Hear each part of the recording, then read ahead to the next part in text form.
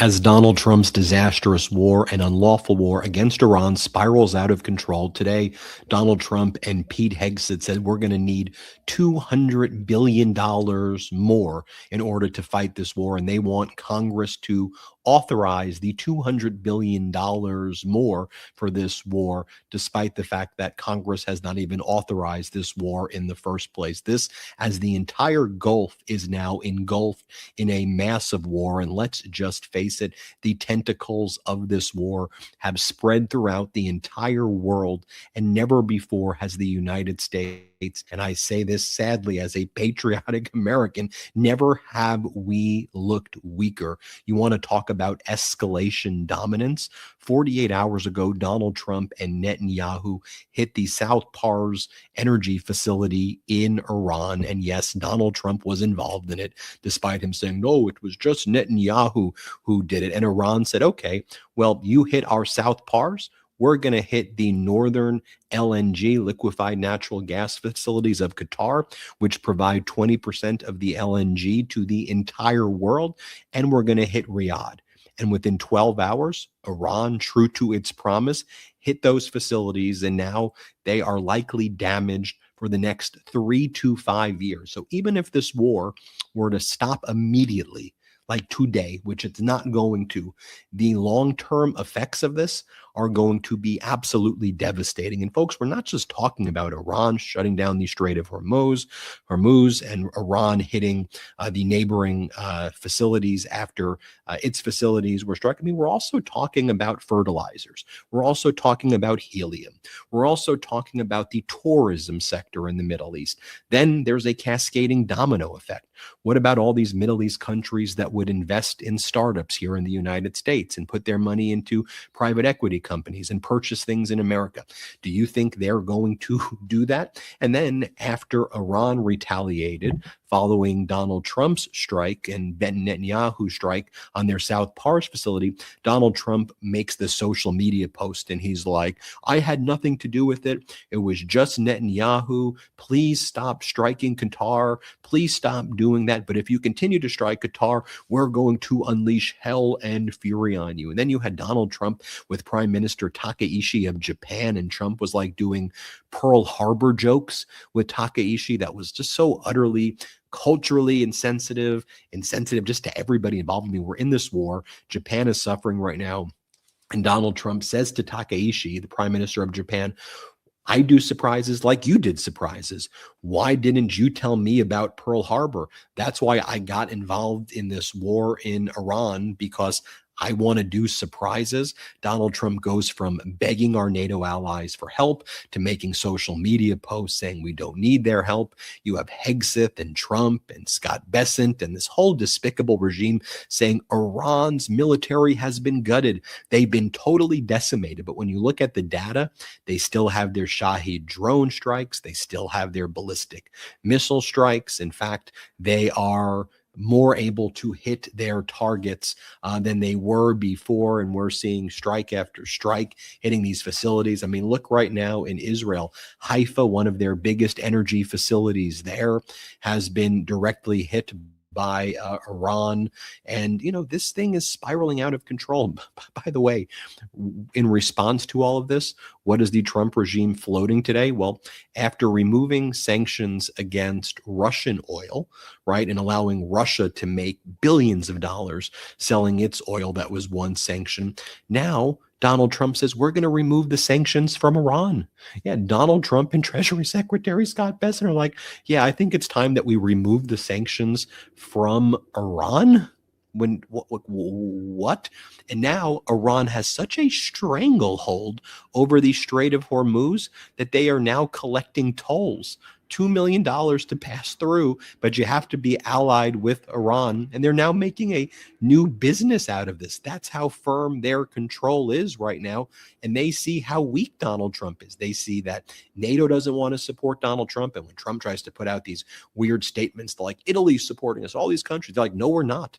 All we've said is that after the war is over, we're happy to help stabilize the region and do our part, but we ain't getting involved in this war. Let's be very clear. So America looks weak. America looks isolated.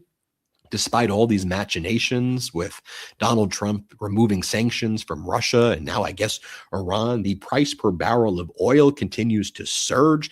I don't think it's out of hand to expect $150 per barrel, $200 per barrel. We'll see. Our markets are crashing. But even just looking at it beyond short term, think about the long-term systemic impacts, both in terms of supply chains being destroyed, as I mentioned, not just oil supply, helium, fertilizers, and then just a restructuring of a world order now where it looks like the outcome is Iran's going to be stronger, America's going to be weaker, China's going to be much stronger, Russia's going to be much stronger, and what Donald Trump's revealing what a paper tiger he is. We'll talk about all of this and more on the MeidasTouch podcast. I'm joined by Brett and Jordy. Great to see you all. And if you want to know, we've all been traveling a lot lately. We just came back from Austin where we won News Podcast of the Year in the iHeart Award. Thanks to all of you. There's the photo of us winning. We dedicated the award to all the Meidas Mighty. It was a tough category. I mean, we're in there with the New York Times and NPR, other top news. We weren't in the political category. We were in the news category.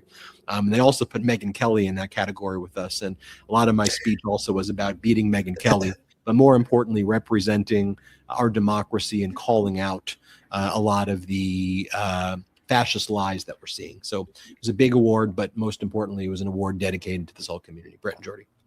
Great to be here, Ben. Great to be here, Jordy. Great to be here, Meidas Mighty. And thanks to everybody watching live on YouTube. Thanks to everybody listening on the various podcast apps. I believe that we're all fixed now on the Apple Podcast app for those who are having trouble. So if you can, go and check and make sure that you're able to access the show. I want you to do that basically right now. Leave a 5-star review if you see the show. Let us know if you're able to see the new episodes. You've been such a big help in helping us overcome Apple blocking our show over the past week. But it looks like we are back in action. Thank you. Thank you for everything that you did to help us win the iHeart Award for Best News Podcast. Like Ben said, we were going up against such incredible competition.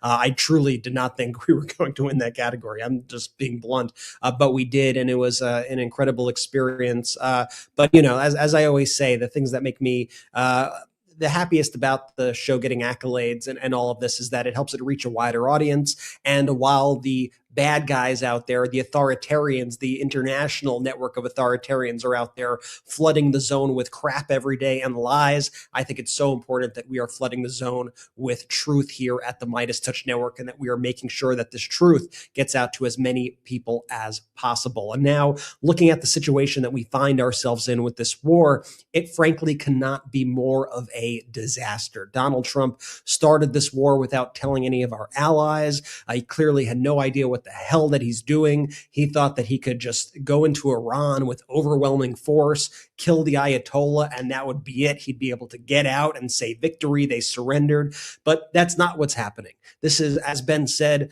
making the United States of America look so incredibly weak right now. We look like utter buffoons. We've only actually improved Iran's standing in the region. We've endangered our allies in the region and all the Middle Eastern countries in the region. And now we are going to pay the price here at home, quite literally, in the form of higher prices as there's these supply chain disruptions, as we see the price of oil spiking. And none of our allies want to help us right now because Donald Trump has given them the middle finger over the past year. And none of them want to get into a war, especially a war that was started from an offensive posture by Donald Trump, where there was no imminent threat to the United States or anybody from Iran at those times. And the Trump administration continues to lie the same way they lied during COVID over and over and over again. Their messaging is horrific. Their propaganda is horrifying. And their entire war effort right now is an utter disaster. And brothers, before I toss it to Jordy, I want to toss a little theory that I have and going on in my mind right now about Donald Trump, because Trump keeps calling this war, he goes, just a little excursion, just a little excursion, just a little excursion. It's like, what the hell is he talking about? It's a little excursion. Like, what the hell are you talking about? I have an idea. Now, I want the people watching us live, I want the commenters to let me know if you agree with this premise. I think Donald Trump was told by somebody in the military that the United States was going to embark on an incursion, which is an actual military term. It means to invade a place quickly, to have a sudden attack, a quick attack. I think Donald Trump was said, sir, the plan is for an incursion. And then I think Trump said, an excursion? And they said, no, sir, an incursion. And he said, an excursion. We're going on an excursion. And nobody wanted to correct him. And so now we're left with Donald Trump saying repeatedly, excursion, excursion, excursion, kind of in the same way that Donald Trump thinks that when people come into the country on asylum claims that they came from insane asylums, I think kind of the same thing is at play right now. Everything is so stupid, but dangerous. But we're here to uncover the truth, not the propaganda lies of Donald Trump, not the propaganda lies of the Iranian regime. We're here to find what the hell is actually going on in this chaotic world. So to that note, let's get into it. But first, Jordy, what's the latest? What's up, brothers? What's up, Midas Mighty? Brett, I think you are just way too spot on with what you were laying out there. I want to go into some numbers about what you were talking about, some more data points. Just remember this first. Remember, Trump campaigned on ending forever wars. And yet he has now launched the largest U.S. military deployment to the Middle East since the 2003 Iraq War. The war with Iran, Operation Epic Fury, better known as Operation Blind Fury. Hat tip to The Economist for that one. That's a good one. Steve by them. Fury. This has been a total clown show, operationally speaking, right? This has been nothing short of a major strategic failure and truly a war of choice. It's lacked any clear planning and consistent messaging from the Trump regime. Let's start here. Donald Trump initiated the conflict without formal congressional authorization. Ben, you were talking about that earlier. That's led to actually bipartisan accusations that the move itself was unconstitutional. And the war has also directly contributed to a historic spike in global oil prices, which have reached approximately $120 a barrel. And that just immediately worsens the cost of living for every single American. Not to mention, there has been a total and complete lack of transparency regarding the U.S.'s casualties and the tragic deaths of civilians, like the killing of over 100 schoolgirls in a missile strike. Remember that? Also, to put it nicely, the Trump regime's messaging on the war's duration has been highly inconsistent. Some examples: on March 2nd, Trump predicted that it would last about 4 to 5 weeks. On March 4th, Secretary of War, Pete Hegseth, so stupid, suggested it could be 3, 6, or 8 weeks. On March 9th, Trump claimed that the war was pretty much complete. And on March 11th, the Pentagon was reportedly preparing for a conflict lasting at least 100 days. So which is it? Is the war over? Can we bring our troops home so they can stop being senselessly killed in a war of choice by draft dodger Donald? Or is it going to last 100 days, 1 year, 20 years? Can we just get some damn clarity? All of this chaos, it just underscores the desperate need for adults in the room who actually prioritize constitutional law and strategic clarity over this impulsive, high-stakes gambling with American lives. Ben. One of the words that Donald Trump also keeps using, and I hear everybody in the regime, Brett, you say excursion. He also says like exquisite. Like, this is an exquisite war. The military's handled this exquisitely. I'm like, what's exquisite? What stupid words are you using?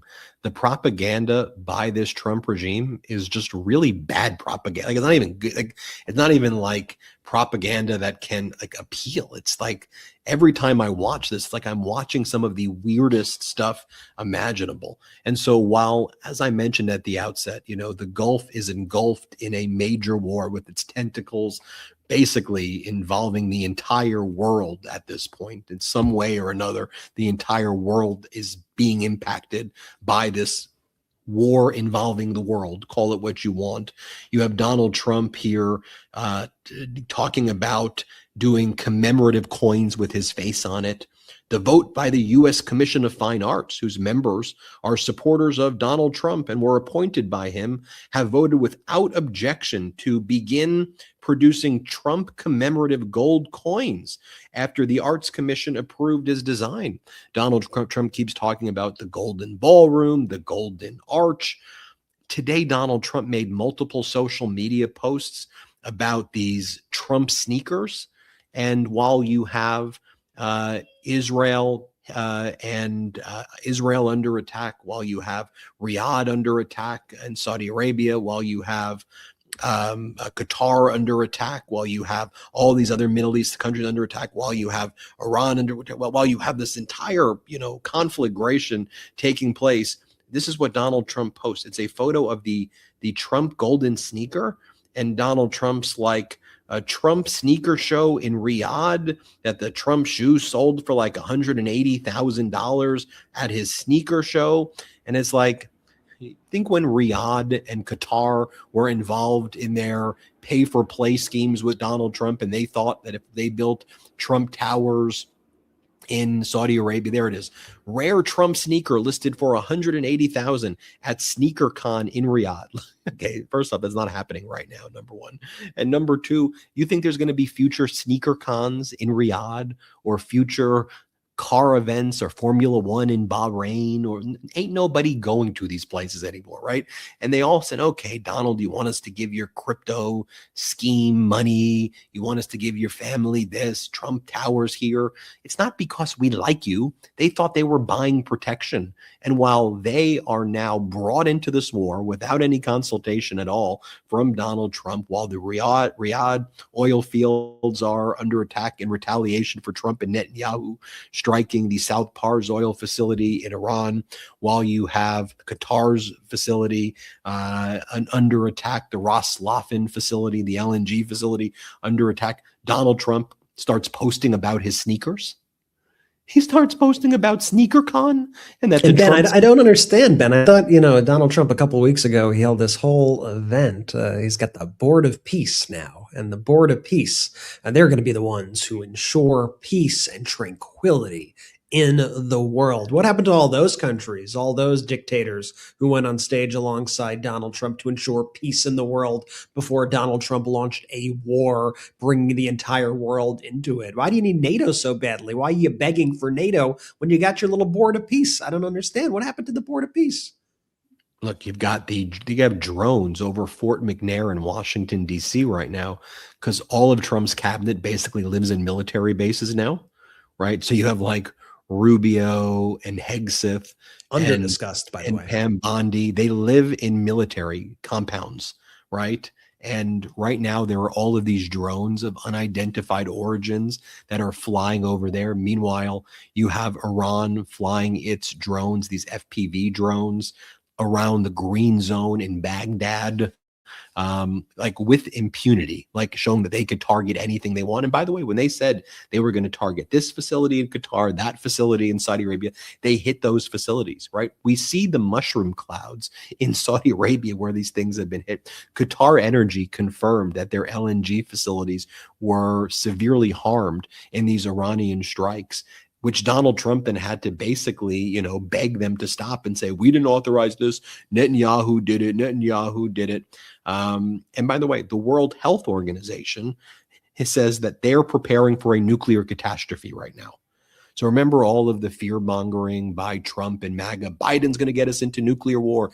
Biden's going to go to war with Iran. Biden this, Biden that, Biden this. Biden was actually the no war president. But Biden was able to, Biden did everything that the Republicans actually claimed they wanted. But now the World Health Organization is preparing for a nuclear catastrophe, a potential worst case scenario for the Middle East if the ongoing conflict between Iran, Israel, and the United States escalates further, sources tell Politico. And the UN staff are monitoring the fallout of the strikes on Iran's nuclear sites and remain vigilant for any type of nuclear threat, according to the WHO regional director. One other thing to point out, I think is important too, just to note how despicable this Trump regime is. 6 bodies of our fallen service members who were in that Stratotanker refueling airplane that crashed. Their bodies were returned through the dignified transfer, and the family specifically said, we don't want the media there. We don't want this being photographed because Trump and the White House keep using this for their political propaganda and for fundraising, like the last dignified transfer where Trump wore a campaign hat and literally raised money for his political action organizations off of the dignified transfer. They said, don't do it. So what does the White House do? They film and they tape it and they photograph it. And then they post it on social media. And MAGA Mike Johnson post the photographs on social media, and Trump posted on social media when they specifically said no photos, no media. We don't use this photo as part of any campaigns that you're doing. And this is what they post right away.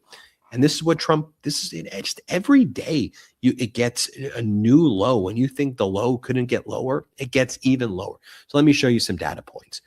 Donald Trump with Prime Minister Takaishi of Japan in the Oval Office. I'm going to be showing you more of this in just a little bit. But first, I want to show you where Donald Trump is asked, so are you requesting $200 billion for this war now? $200 billion more? Like already, it's probably over $50 billion. I think that's probably a low estimate, frankly. Already our military budget's $1 trillion. I believe already about $50 billion or more has been spent. I think it's probably closer to $100 billion. Why do I think that's the real number? Because if they're asking for a supplement of $200 billion, to me, that tells me that they've burned through close to $100 billion fairly quickly. And at the same time, these are the same people who said we didn't have $30 billion to extend Affordable Care Act subsidies. These are the same people who have taken away $200 billion in rural hospital funding that was necessary to keep hospitals open in rural areas. These are the same people who claim that they don't have any ability to deal with affordable housing or anything that actually Americans need right now. So here's Donald Trump very cavalierly saying, yeah, 200 billion. That's what we'll need, 200 billion. Here, play this clip. Sophisticated rockets, every single one of them was shot down with our equipment, all our equipment. It's amazing, actually, how good it is. So we want to be sure, and it's a small price to pay to make sure that we stay tippy top. Mr. President. Price to pay to stay tippy top, $200 billion. And you haven't been shooting all of their ballistic missiles down. That's just a blatant lie. We see what's happening in Qatar and Bahrain and Saudi Arabia and Kuwait and all of these Arab nations with American interest. Baghdad, we see what's going on. You didn't shoot them all down. What's Trump's new line? Oh, that's all AI. That's all AI. Here's what Pete Hegseth said when he was asked about the $200 billion price tag. Let's play Pete Hegseth when he was asked about $200 billion. Let's play it. Both what happened with Midnight Hammer and what happened with that as well. As far as $200 billion, I think that number could move, obviously. It takes money to kill bad guys. So we're going back to Congress and our folks there to ensure that we're properly funded for what's been done, for what we may have to do in the future, ensure that our ammunition everything's refilled, and not just refilled, but above and beyond. I mean, President Trump, as he said, rebuilt the military in his first term, didn't think he'd use it as dynamically in his second, but he had. So thank goodness he did that. And an investment like this is meant to say, hey, we'll replace anything that was spent. And now that we're reviving our defense industrial base and rebuilding the arsenal of freedom and cutting deals like our great deputy secretaries here is doing. Just a bunch of bullshit coming out of that, guys. They're just such slime balls too. Like, do you see what they're doing here too? They're trying to, in typical Trump slimy businessman fashion way, he's trying to essentially back into a deal, back into congressional approval for this war, which again is unauthorized, right? What he's trying to do is get them to approve on this budget, this $200 billion number, so he could always be like, look, what do you mean we weren't approved? You guys authorized the money for it. Of course this was approved. It's so typical Trump regime and just so gross. And just Hegseth, every time I see him, hammer, opera, it's just like, they're so pathetic, man. They're just so pathetic. I forget who it was, but it might have been Representative Walkinshaw when Pablo Manriquez of the MeidasTouch DC Bureau interviewed him in the halls of the Capitol yesterday. And Pablo asked Representative Walkinshaw about Hegseth, because Walkinshaw's been in these confidential briefings with him. And Walkinshaw was like, it is so embarrassing. It is so embarrassing watching Pete Hegseth in those briefings because he can't answer any questions. He doesn't know anything. He's able to read a script because he's like a TV personality. And so he writes these scripts with these weird lines that you'd see in some crappy action movie. But when you actually try to ask him questions, he's like an idiot. And he said the whole thing is so humiliating. And you could tell when you hear him, say all those things, just how out of his depth it is. And it should frankly drive every American mad that there is always infinite money for war. Just no questions asked. $200 billion, just give it to us. We just need this for a little excursion. Didn't you win the war? You said you won the war a few weeks ago. Why did you need $200 billion more when you already have $1 trillion? That's a lot of freaking money. Oh, but we can't do $30 trillion to extend healthcare subsidies, so people need to suffer because they can't afford their healthcare premiums. That to me is like the biggest problem with the United States of America. And especially when we're in this cost crisis and we have this exploding income inequality in the country right now, to me, anybody who's kind of running for office needs to make that clear. You have to be able to say, we have enough money to give an extra $200 billion for war, but we don't have money to give people healthcare. We don't have money to give people housing. That's not the America that we want. And that's the platform that I think a lot of people need to run on. It just shows you too. Remember just like months ago, Donald Trump was still making all these posts saying things like, oh, get ready, with all these tariffs we're bringing in and all these 19, $20 trillion worth of deals that we're bringing in. We have so much money. It's all on the tariff shelf. We're just making bank right now. And we're going to give it all back to you folks. Remember, and we were saying here at the MeidasTouch Network, it's a scam. It's a scam. It's a scam. He's not bringing in any of this. All these news networks around these headlines. So when are Trump's $2,000 checks going out to people? We're like, never. They're never going out to people. He's not balancing the budget. He's not bringing down the debt. None of this is happening at all. And sure enough, we just see now every day more and more money gets saddled onto our national debt. And we should be speaking about it right here. $39 trillion we just passed. Since Donald Trump was inaugurated last year, the national debt has climbed by about $2.8 trillion. And it continues to grow exponentially. And we see now where the priorities of this administration are, and the corrupt dealings of the administration need to be discussed as well, like the drone companies, the Israeli drone companies that the Trump kids invest in, which is profiting like crazy right now off of these war actions. So that $200 billion from taxpayers into the pockets of Donald Trump's children, Donald Trump's family. Then we see other instances like this report that came out today.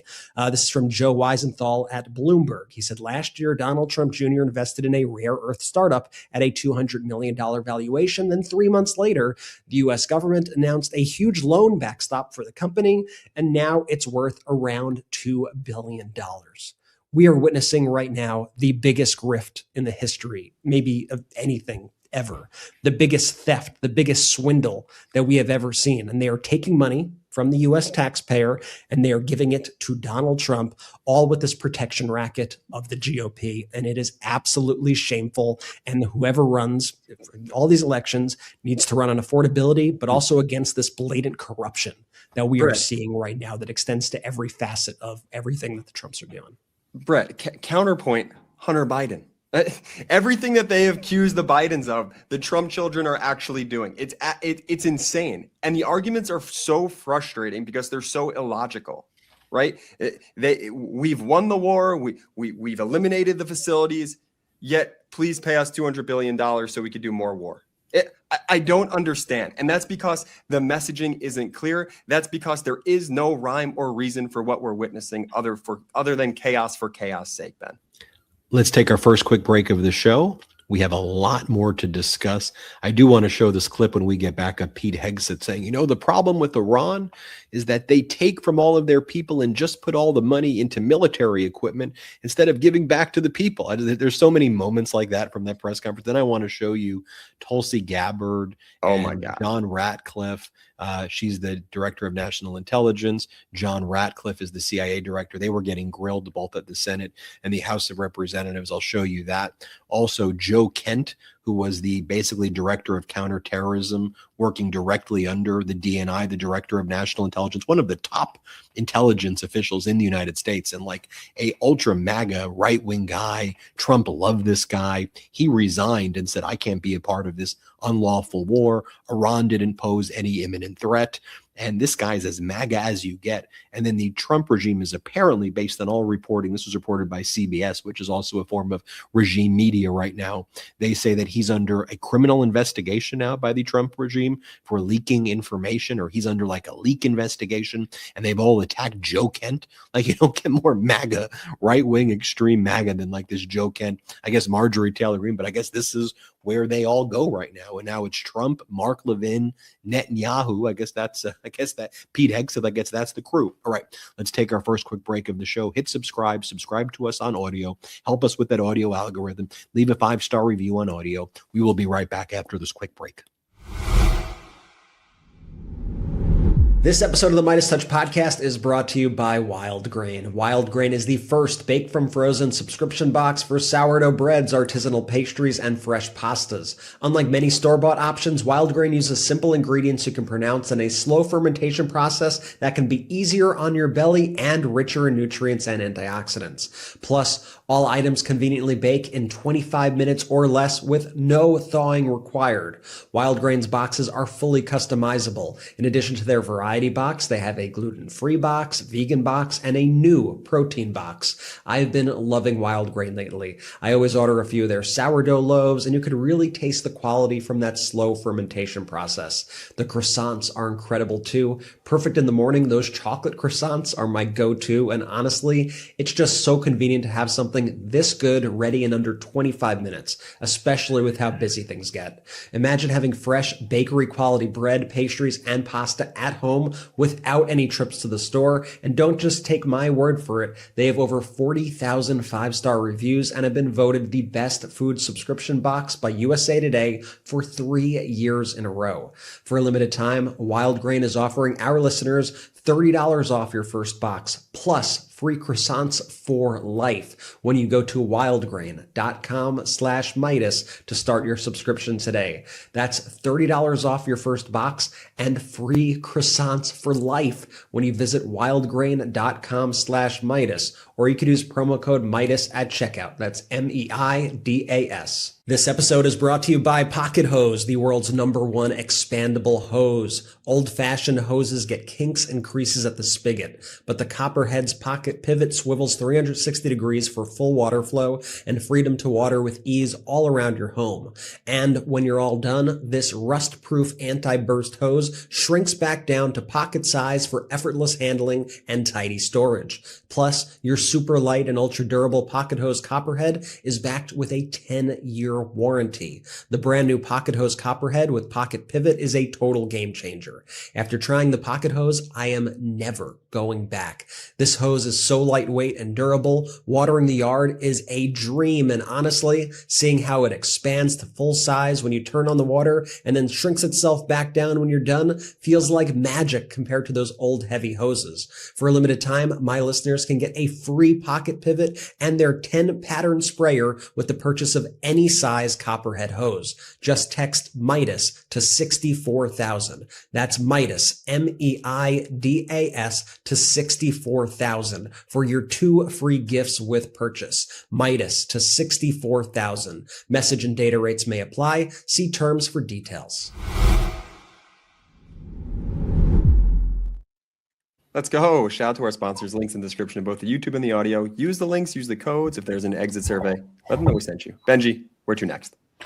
I want to show that clip I was talking about before the break. This is Pete Hegseth talking about, look, Iran is this energy-rich country, but instead of helping their people, they invest all their money on drones and military equipment. Here, let's play this clip. To that point on capabilities, Iran's an energy-rich country, could be, should be. Instead, like so many other places driven by a radical ideology, they've spent that money instead of investing in their people. And that's why you had millions of Iranians protesting, because they felt like their quality of life didn't match what it could be or should be. And what was the Iranian state? There's a reason we call Iran the #1 state sponsor of terrorism, because they took the money they make and they invest it in tunnels, and they invested in missiles, and they invested in launchers and UAVs, and we are destroying and degrading that in historic proportions. But it doesn't mean they won't still have some and try to hold people at issue, which is why we're fighting every single day to continue to compel. He also says, brothers, what kind of sick and deranged country with a demented radical ideology would take all their money and invest it into military and wars rather than in their people? I mean, that's just crazy. I mean, I don't know what country, what disgusting. I don't know who would do something like that. Thanks. I don't know either. More from Hegseth right here, where he attacks the media and he says a dishonest and anti-Trump press will stop at nothing to downplay our progress. That's what when we talk about what's happening at the Qatari Northern LNG facility, that's anti-Trump, I guess. When we show the clips of what's happening in Riyadh and Bahrain and Haifa, or when we talk about the U.S. killing 165 little girls, while the Trump regime is also covering up a child sex trafficking ring that preyed on little girls, is that anti what? That's anti-Trump, or are we just anti-despicable conduct and Trump's a despicable person? Here, play this clip. And into the soul of a grateful nation. I stand here today speaking to you, the American people, not through filters, not through reporters, not through cable news spin. A dishonest and anti-Trump press will stop at nothing. We know this at this point. To downplay progress, amplify every cost, and call into question every step. Sadly, TDS is in their DNA. They want President Trump to fail. But you, the American people, know better. Yes, there are reporters in front of me, but they are not our audience today. It's you, the good, decent, patriotic American people. You, the hardworking, tax-paying, God-fearing American patriots. The media here, not. Is he like a parody of Homelander from The Boys? It's the whole, yes. And it's disgusting. I mean, it's disgusting rhetoric, and it's also what they have basically always said about like the people who we're fighting right in the Middle East. Like they are the religious extremists who they make the people that they're fighting out to be. They hate the press and freedom and the free media. You know, these are all the things that they told us to fear, but right now it's coming from our own government. And something that I think we should point out as well is during these deranged briefings, and like now every few days, Hegseth will call one of these briefings, and they're like at 8 o'clock in the morning, 5 a.m. Pacific time. And he just like gets up there and he says all those crazy things and he berates the press. And then when he goes to call on the press for questions, I want you to notice something that I don't think has been called out all that much. And that's the individuals he's calling out are never like legitimate press outlets. He's not calling on Reuters or the Associated Press or the New York Times or NPR. They may be in the room. He doesn't call on them at all. He calls on people like the people at Lindell TV, you know, Mike Lindell's, Rumble channel. He calls on people, at like Breitbart and the Daily Caller and the Daily Wire. These are the people who they are uplifting in these briefings. And it's like those, North Korean style propaganda often. The questions that they get from those people are just so embarrassing. And when I watch that, I think it just makes the United States look so incredibly weak. And by the way, if Pete Hegseth and Donald Trump had their way, they would be shutting down our show. They would be shutting down any sort of dissent and any sort of media that's out there telling the truth. And we could talk about even these, a lot of these Middle Eastern countries, right? The United Arab Emirates has laws against releasing footage that the government doesn't like. They call it releasing disinformation, but you see how these regimes and you see how these countries weaponize that term, especially like the Trump, this is what Brandon Carr has been saying, the FCC chair and Donald Trump. They say these are lies, it's AI, it's disinformation, this is illegal content. Well, they actually have laws on the books about that in places like the United Arab Emirates. So we're not even seeing the worst of it coming out of those countries in terms of the Iranian strikes on places like Dubai, because they arrest the tourists who post the footage and they pay influencers to be out there and go, everything's great here. I'm partying. This is the best place in the world. It's safe. It's safe. It's safe. And then when footage does leak out, they go, oh, that big mushroom cloud that you saw after that big explosion in the building, it was just a little bit of debris just fell out of the sky. We didn't get hit by a missile, just a little debris. And the lying, the gaslighting, the cover-ups, this is a big problem. This is a big problem, and it's part of what media right now needs to be standing up to. It's this crap that's coming from the administration. 1000%. Hegseth is so deeply embarrassing to me as an American. I actually can't bring myself to even watch his morning hits. I just can't, Ben. I rely on you and your updates to show me the parts I need to see. I'm not just saying that to glaze you, Ben. I'm being sincere. I cannot watch him. He is such a parody of himself. He makes my skin crawl. I think it's why SNL had to actually stop parodying him too, because you can't parody stupid. It's already so ridiculous what we're witnessing on a day-to-day basis. It makes my blood boil. There's nothing of substance there. He's combative. He's not giving us any information. We all know he's trying to appease one person, and that person being Donald Trump when he's up there with these like 90s movie lines that he's trying to throw out. It is so deeply embarrassing, Ben. Well, look, you have Treasury Secretary Scott Bessant with all of his arrogance today, with his head up. Well, we've already removed the sanctions on Russia oil to bring down the prices. Next, we're going to do it with Iran. And I'm watching this. I'm like, what? You're doing a solid to the person or to the country you're at war against. You're going to help them sell their oil. Like, what are you even talking about? Like, you can't even like wrap your head around the layers of this derangement. Here, play this clip. Effort. We had a break the glass plan across the administration and at Treasury. We unsanctioned Russian oil. We knew that there were about 130 million barrels on the water, and we created supply that is beyond the Straits of Hormuz. So we anticipated this. We knew that there could be a temporary, and I want to emphasize temporary, choke point there. And there was 130 million barrels of floating storage. In the coming days, we may unsanction the Iranian oil that's on the water. It's about 140 million barrels. So depending on how you count it, that's 10 days to 2 weeks of supply that the Iranians had been pushing out. That would have all gone to China. In essence, you're at war with them. I mean, like, what warped world are we talking? So the outcome of all of this was make Russia richer, Iran stronger and richer. China just gets to sit back and watch as the U.S. destroys itself, right? As the U.S. removes its THAAD and Patriot missile systems from South Korea and starts to position them in the Middle East, as our THAAD and Patriot systems there have been taken out. Our radar systems have been destroyed.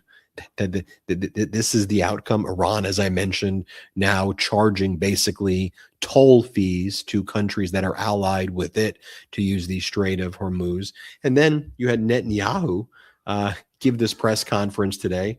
And after, with all of the confidence in the world, he and Donald Trump so arrogantly said, regime change is going to be easy. Remember at the beginning, the people of Iran will rally behind us. Yes, Donald Trump and Netanyahu are going to be greeted as liberators of Iran, as though Iran didn't see what you've done to Gaza and what you've done to Beirut and in southern Lebanon. And they're going to welcome you in and say, yeah, Donald Trump, Netanyahu. Like that's what they were trying to sell people at the beginning. Regime change is here. Go and reclaim your country. They tried to do that in January. Remember the protests then?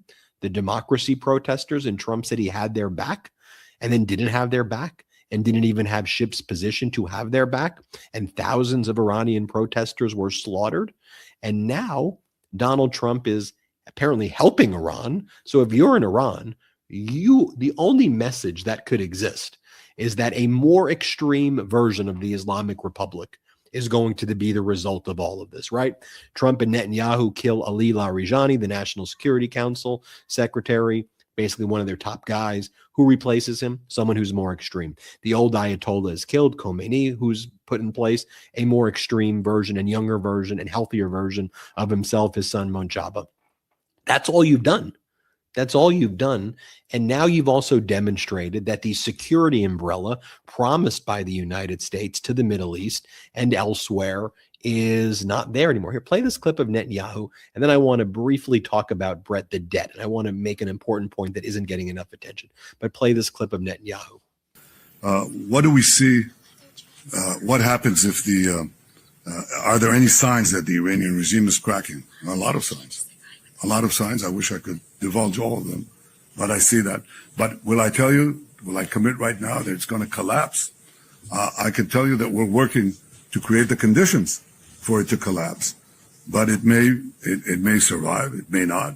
If it's It may survive, it may not What survive. happened to Mr. Confident a few weeks ago? I was told this is an easy one, sure thing. Everyone was going to take to the streets, and Netanyahu took over the airwaves, and they were playing Netanyahu speeches to the Iranians. They were going to go, Netanyahu, you're my hero. We love you. We got this. I mean, the delusion of these people, and the fact that, I know Netanyahu has tried this now repeatedly for, over the course of many presidencies to try to get the U.S. involved in a war like this. Then he found a useful idiot in Donald Trump who would actually go along with the plans here, who would buy into the bullshit, despite the fact that the intelligence said quite the contrary, that there was no imminent threat to the United States or to the region from Iran, that there was no nuclear rebuilding after the last strikes that Donald Trump did during that other ridiculous name, Operation Midnight Hammer. I mean, they're lying. They're lying to our faces. And now you see them backtracking in real time. Now they're entangled. Their backs are against the wall. And things get quite dangerous when you have people, especially nuclear powers, with their backs against the wall. Few points I want to make. I said quickly I want to talk about just the debt for a second. Then I want to pivot, though, to why Donald Trump, I think, was also a very easy mark for a Netanyahu or whoever. Look, you could say, well, if we have $39 trillion in national debt, how are we able to even survive as a country? Doesn't it seem like a Ponzi scheme? It does. But where America is the world's currency, where its economy is the envy of the world, where America can essentially print money and the world will continue to buy American treasuries, and the world believes America is a safe place to invest, where the world moves its money for private equity, where those conditions exist, the Ponzi scheme can basically continue. Who ultimately pays that debt? We, the people, are on the hook for it. We pay over $1 trillion a year in interest on that. And that $1 trillion a year on interest on the debt could actually be used to fund healthcare and could be used to do other things with it that are actually needed by the American people. So the debt itself creates a stranglehold over the ability of Americans to access healthcare and to access education and to access, things that I think are important to living, to address those affordability things. But the bigger issue is what happens when Bernie Madoff claims he has a $80 billion fund and he actually doesn't have the ability to pay it back, right? When you have that debt out there, trillions of dollars in debt, what does it actually mean? That means that there are people out there who actually hold notes where the U.S. has to pay back interest on those notes. So what happens where countries say, you know what? We no longer want to buy things in the dollar. Or you know what? We don't view this as a safe place to park our money anymore. We're going to move more towards Asia or China or elsewhere or Europe or look elsewhere. We're pulling our money out. Then what happens? If there's a bit of a mutually assured destruction in doing that, because if the American economy collapses, the whole world economy collapses, then has to be rebuilt. But Donald Trump is certainly pressing fast forward on that right now. It's one of the main things I was warning about Donald Trump's tariffs against the world before he even started this war, because what happens after?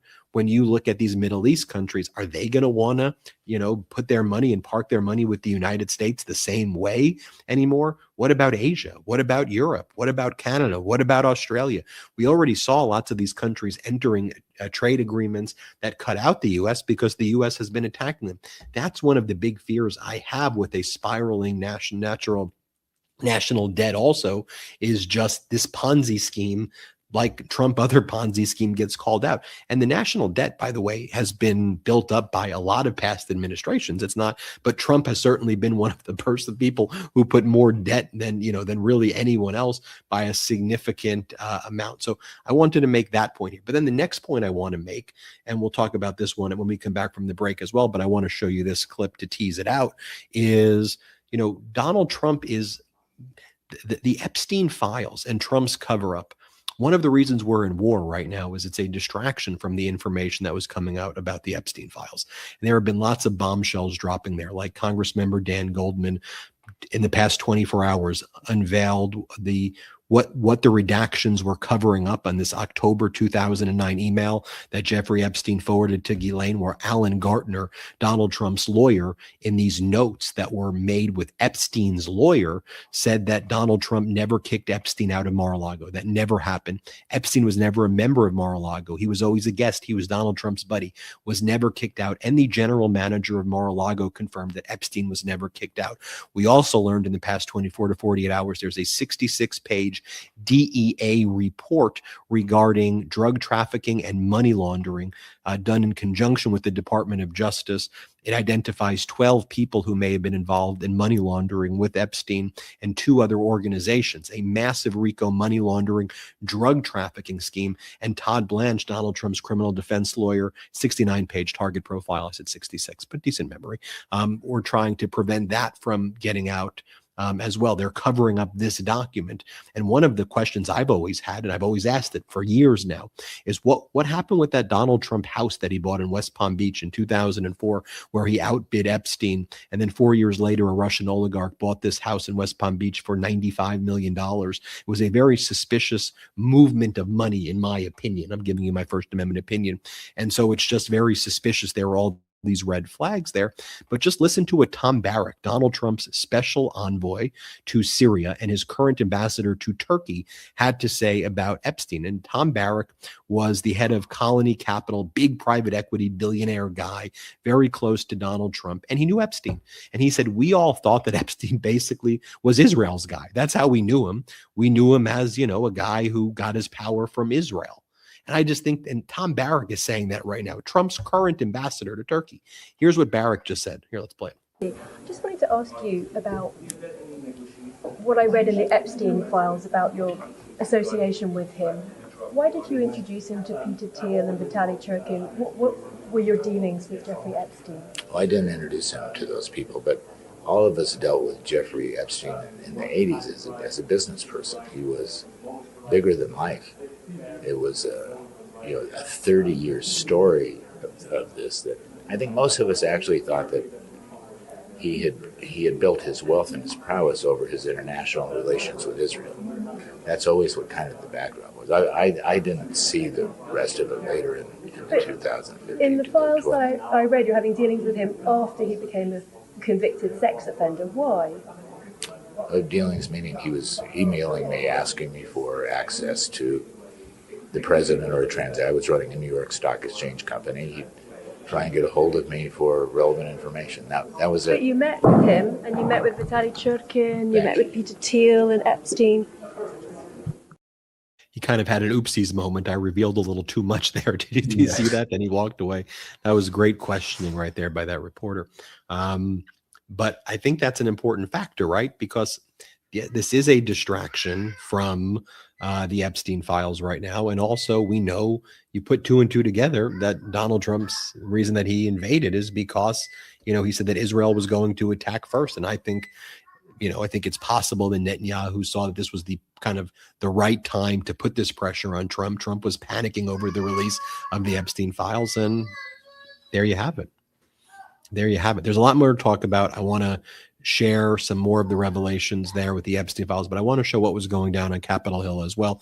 I also want to show you briefly what was happening with Prime Minister Takaishi in the Oval Office. I've done a whole videos on this, so I don't need to, replay it over and over again, what's going on in the Oval Office. But for those who just listened to the podcast, there were some particularly outrageous moments, which I'll share with you when we come back. This is our last quick break. Hit subscribe. Help us get to 7 million. Subscribe on audio. MeidasTouch Network, MeidasTouch Podcast now.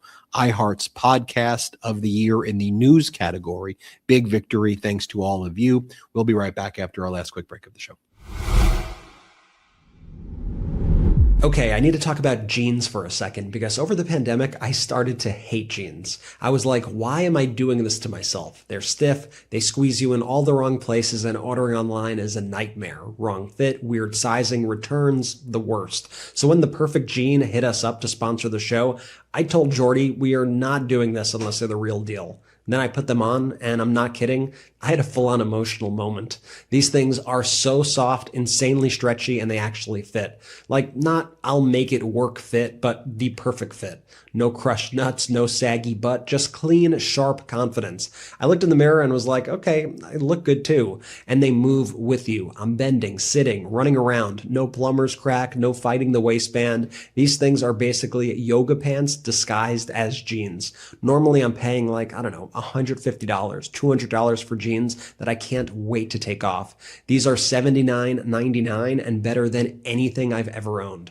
They've got 6 fits, thousands of size combos. These are made for real bodies. Thick, skinny, whatever, you are covered.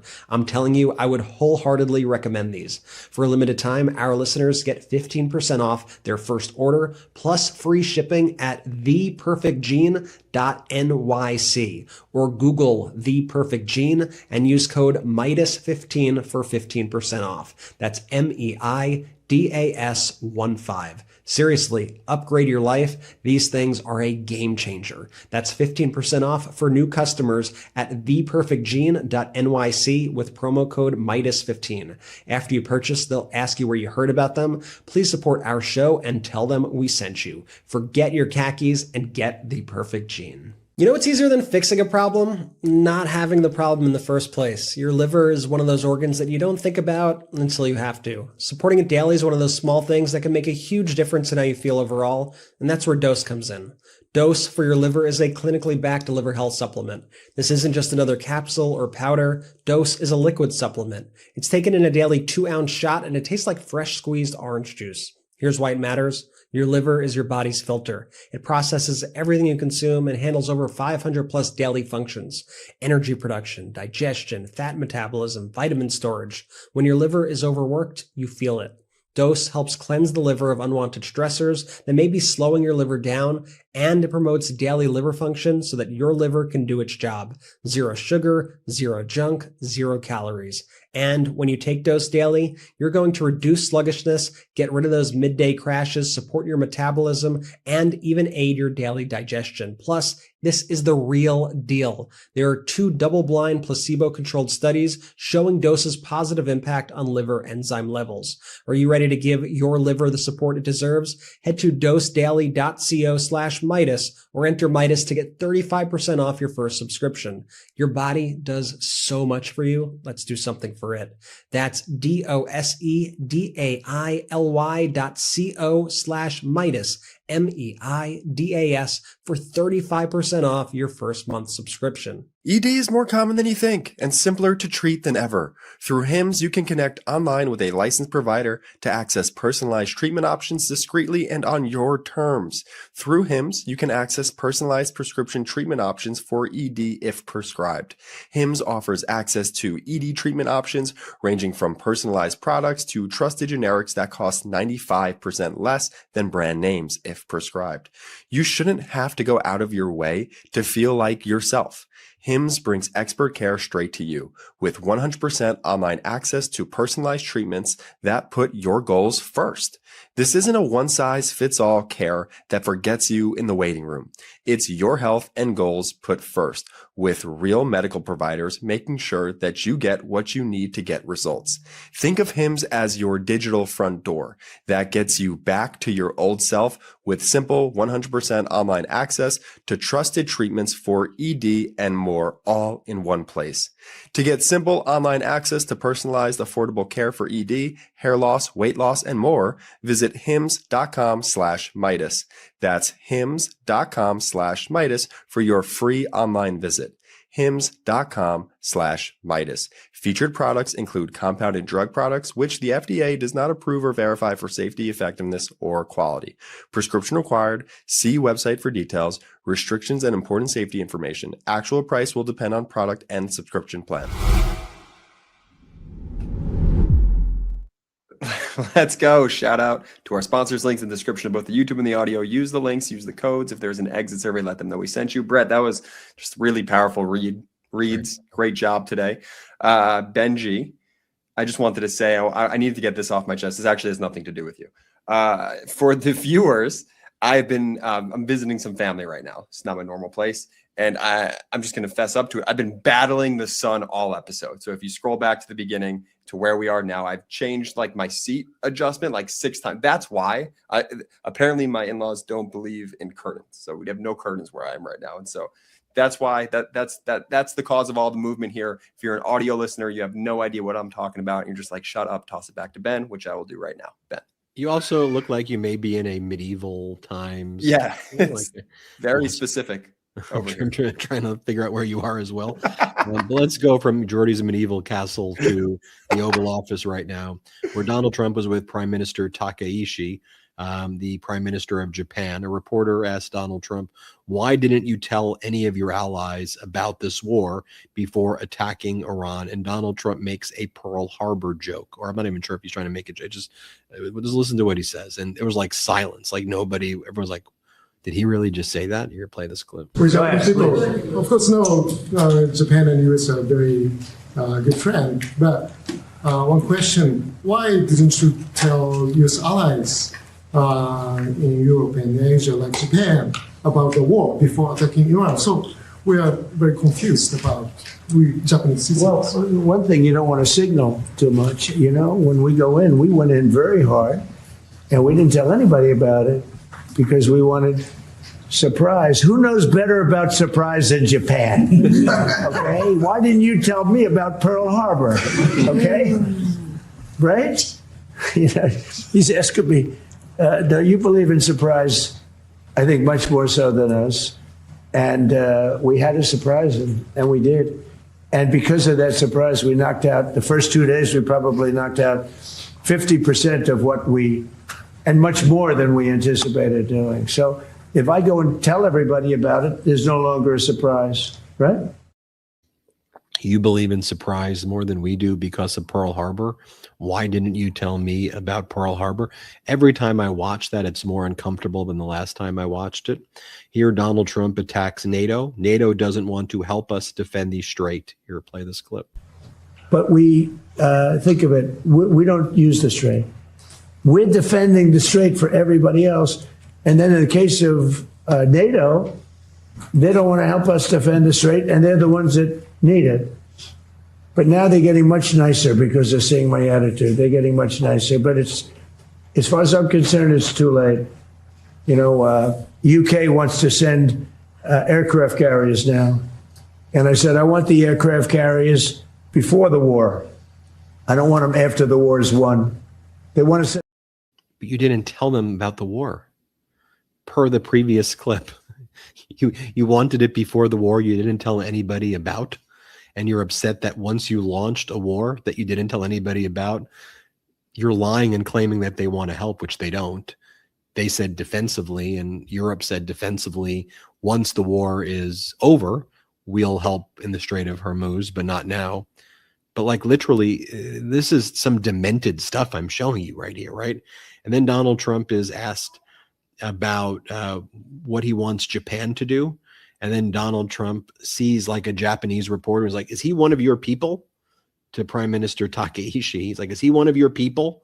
And then he's like, I expect you to step up, but actually I don't need you to step up. It's like, what are you talking about? Here, play this clip. Japan. This looks like one of your people. Right here. Thank you. Is he good or bad? Good. Is he a good reporter or bad? Don't you know? So. Not all right, it looks like a nice guy. Go ahead. Mr. President, you just mentioned Japan is stepping up. What kind of support do you expect from Japan in the future?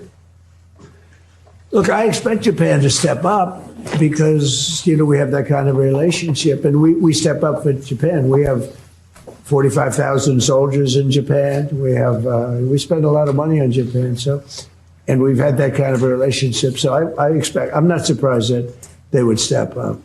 We don't need much. We don't need anything. I mean, honestly, we don't need anything from Japan or from anyone else, but I think it's appropriate that people step up. In the case of Japan, I hear they get more than 90% of their oil through. Yeah, I mean, I could show you more clips, but you get the point. I want to bring you into this Tulsi Gabbard hearing in the House of Representatives. She was in the Senate with John Ratcliffe the day before. Now it was her, Ratcliffe, and Kash Patel. This was some cross-examination by Democratic Congress member Gomez from Los Angeles, where Gomez said, so last year you testified that Iran was not building a nuclear weapon. Do you stand by that statement? Here, play this clip. Last year you testified that Iran was not building a nuclear weapon. Do you stand by that statement? Yes or no? Context matters with that statement. Yes or no? Iran had all of the materials and capabilities to do so. Mr. Chairman, I reclaim my time. It's an easy answer. You either stand by what you said last year or not. It is a serious question that requires the totality Director of the Gabbard, I reclaim my available. time. I reclaim my time.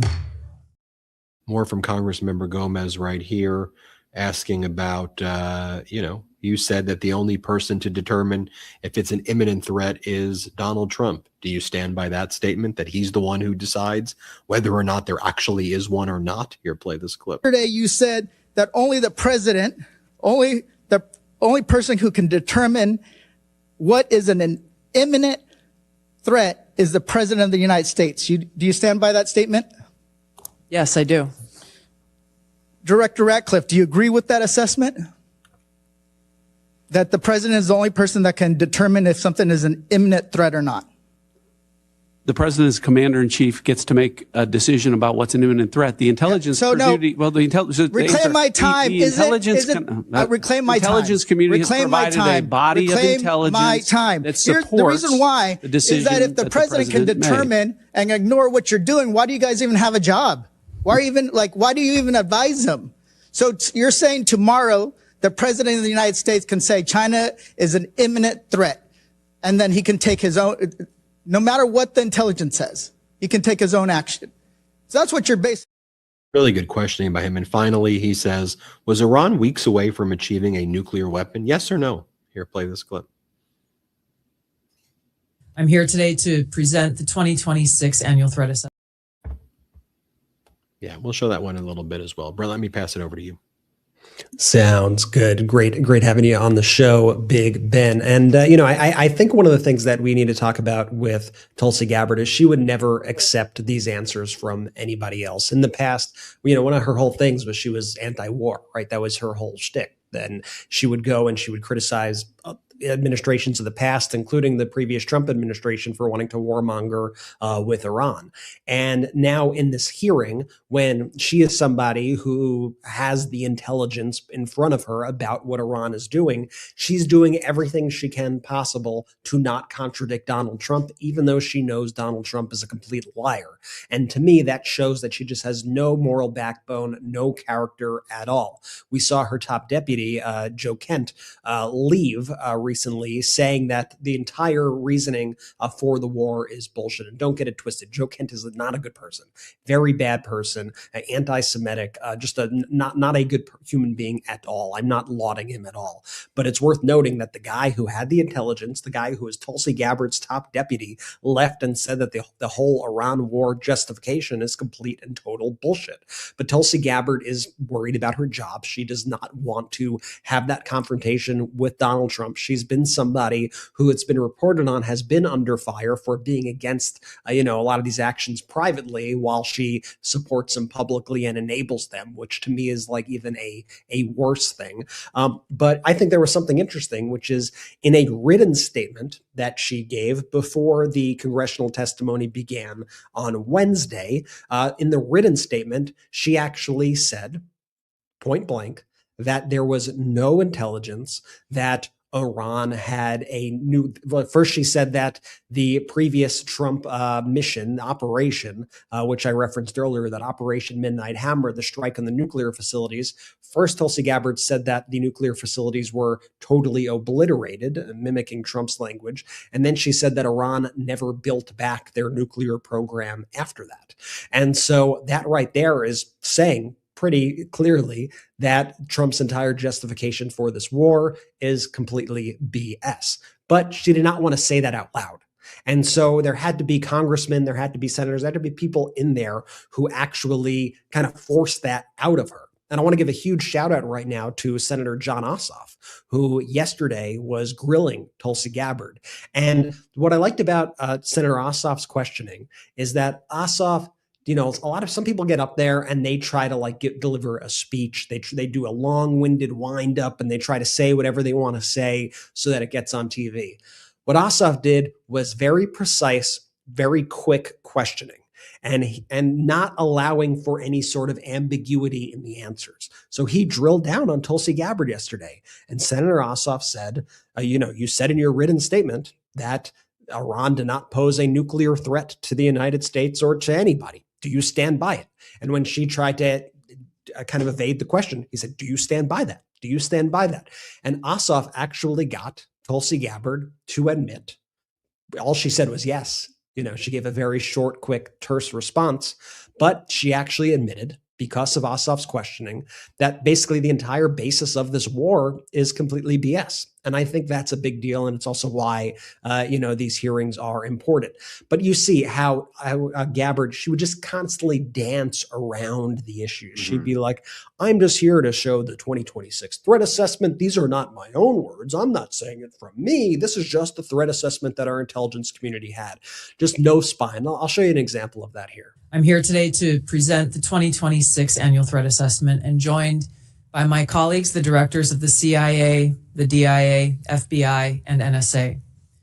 This briefing is being provided in accordance with ODNI's statutory responsibility. What I'm briefing here today does not represent my personal views or opinions, but rather the assessments of the intelligence community of the threats that facing the United States, our homeland, and our interests. In this assessment, we're following the structure of priorities that were laid out in the president's national security strategy, starting with threats to our homeland, then shifting to global risks.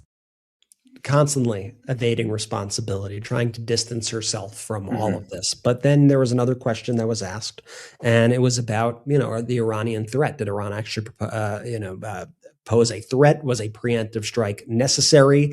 And watch Tulsi Gabbard's technique here. She didn't want to tell the truth in public because that would prove Donald Trump to be a liar. So she suggests that she could only give the answers if there is a closed door hearing. Directors Gabbard and Ratcliffe, is there any evidence that Iran intended to conduct a preemptive attack on the United States? And I ask this because 13 service members have been killed in Trump's war, including Captain Seth Koval, a husband and a dad from my state of Indiana, and my constituents want answers. So is there any evidence that Iran intended to conduct a preemptive attack on the U.S. prior to beginning this war, yes or no? Congressman, the answer to this question needs to be reserved for a closed hearing. I will say, however, the intelligence community does provide the assessments of the threats that exist to the president so that he can make that determination within the body of information and intelligence and activities within the region that ultimately he is responsible for. What is an imminent threat? And if there is an imminent threat, what actions need to be taken?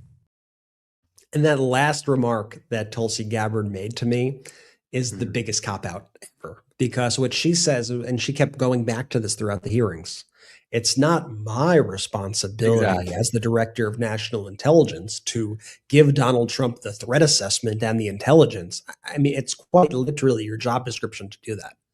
She would say, it's Donald Trump's job to decide what the threat is and what the intelligence is. No, that's why you have your job, because you're supposed to be, sir.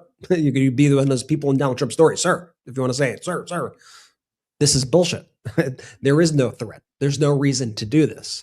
And I think one of the interesting things that we've also seen in recent days, there was an op-ed, an article written by that mediator in Oman, the foreign minister in Oman, who was mediating the discussions between the United States and between Iran. And it was quite damning what he said in this piece in The Economist. And he basically said that the United States has basically sold out its entire foreign policy. It's made the entire world weaker. He said that he was in those negotiations, and those negotiations were heading for a resolution. And instead of resolving the issues and instead of taking the path of diplomacy, which he said was working out, remember, he went on television the day that Donald Trump did the strikes. He said that Donald Trump decided to start this war. And he said, he's like, listen, I'm from, Oman, and, there are all these countries around me who are now suffering because Iran is now doing these retaliatory strikes on all these other countries, on Saudi Arabia, on the United Arab Emirates. And he's like, I'm not happy about that. And I want them to stop immediately. But I understand why they're angry. Donald Trump attacked them and they're fighting back. And so it just, the dynamics right now in the Middle East are even more dangerous than ever. Ben was talking about all these countries who gave Donald Trump, take the jet, take the money. I'm going to, give you this money. I'll give Jared Kushner a couple $2 billion. All this stuff that they did right now or did in the past to kind of try to build this shield around themselves of protection by bribing Donald Trump, essentially.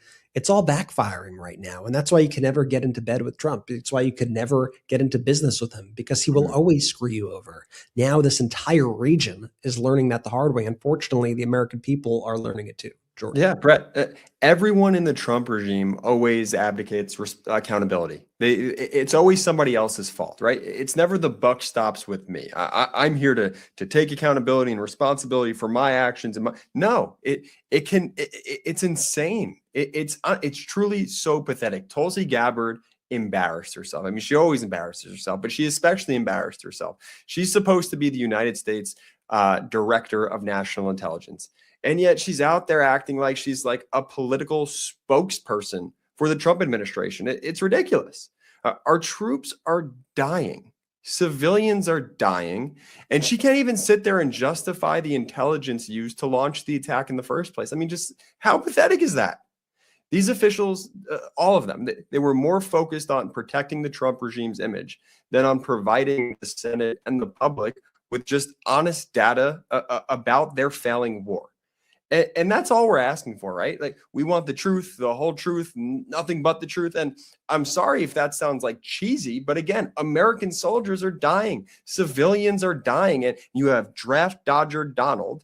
He's got a bunch of yes people around him that are too scared to give the public the truth and the data because they know it's damning for them. And when you don't have the truth on your side, you see what you saw, right? You lie, you cheat, you cover up, you deflect.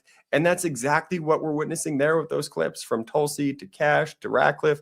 These people aren't showing allegiance to this country, to America, but to Donald Trump, their dear leader. I mean, what we're witnessing is the absolute worst of government. There's just simply no way to sugarcoat it. As someone who deeply loves this country, when I'm watching up there, it breaks my damn heart. It is just so upsetting, Brett. Yeah, I mean, this administration, the way they're handling this war, the lies, the weakness, the subservience by these Republicans, they will all go down. This will go down as probably like the biggest foreign policy failure in history, the biggest communications failure in history, the biggest congressional failure in history. All of these people should wear the shame and the stain of this administration, the Trump administration, the Trump regime, for the rest of their lives, quite frankly, for them to put this man over the safety and security over the United States of America, over the global safety and security. This is so beyond reprehensible what we are witnessing right now. And all of these people should be incredibly, incredibly ashamed. And I think that's why we're seeing, as each and every poll comes in, Donald Trump doing worse and worse and worse. There was that viral clip, which I know I don't have to play because I'm sure everybody has seen it. Pennsylvania? Yeah, the woman in Pennsylvania who voted for Donald Trump 3 times and did not have nice things to say about him. I think she called him a piece of shit and said that, I guess I'm an idiot. I guess I must be the biggest idiot on the planet for voting for him. And that's a sentiment that's shared by a lot of people. And so you have, then you have CNN and Caroline Leavitt sharing like these propaganda polls. 100% of MAGA supports Donald Trump. Yeah, because they kick out anybody who doesn't support Trump. So if you have North Korea numbers, it's saying, no, it's clear. The definition of MAGA is just anyone that shows allegiance to Donald Trump. So of course it's always going to be 100%. And Trump says that repeatedly. Polls. The propaganda coming out of the White House, I say this often, it would make Kim Jong-un blush. Like it is that embarrassing. Brett's not joking. Like, we're not saying she posted the poll that says Donald Trump is 100% approval. Like, she actually did that, and she's being serious. It's so pathetic. It's a disgrace, and quite frankly, every American should be ashamed of this regime and everybody who's enabling it, and just the way they're stealing from you, the American people, and not giving people their basic needs, not ensuring their basic needs are met while they funnel hundreds of billions of dollars, if not trillions of dollars, into more endless wars, into enriching Donald Trump's family. It is truly, truly, truly a disgrace. Anyway, I want to thank everybody for joining us on this episode of the MeidasTouch Podcast and for being with us. Whether you have been with us since day one, and shout out to all the Meidas Mighty who have been with us since day one. It's the people who maybe this is your first episode listening. You saw us win the iHeart Award. You said, let us check these people out. Let's see what it's all about. Well, this is what we're all about. Truth, facts, receipts, pro-democracy. We're about community. We're about uplifting one another. This isn't a movement of negativity. This is a movement of positivity. And we are here with you all. We view this as a group effort. This isn't about me or Jordy or Ben. This is not about any one of our contributors. This is about you. This is about all of us. So let's continue to grow. Let's continue to grow pro-democracy communities all over the place, all over the internet, all over the world. Shout out to our Meidas Canada team led by Charlie Angus. Make sure you subscribe to that. Shout out to all of our contributors.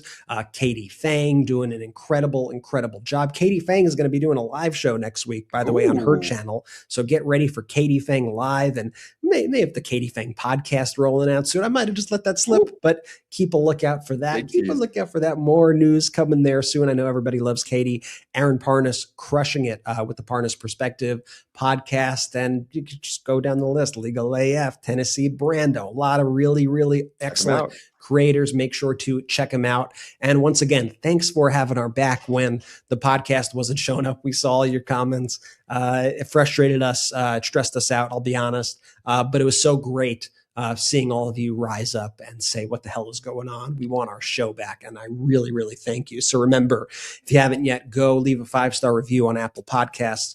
Check out the show, Apple, Spotify. It's everywhere. It's everywhere. People are like, why is it only on Apple? It's not. It's everywhere. It's everywhere. We just had issues with Apple. That's why we're talking about it. So be sure to check it out.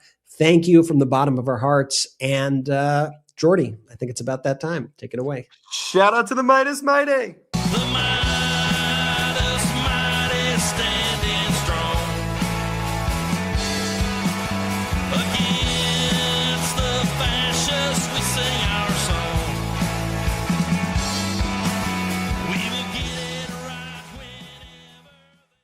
Want to stay plugged in? Become a subscriber to our Substack at MeidasPlus.com. You'll get daily recaps from Ron Filipkowski, ad-free episodes of our podcast, and more exclusive content only available at MeidasPlus.com.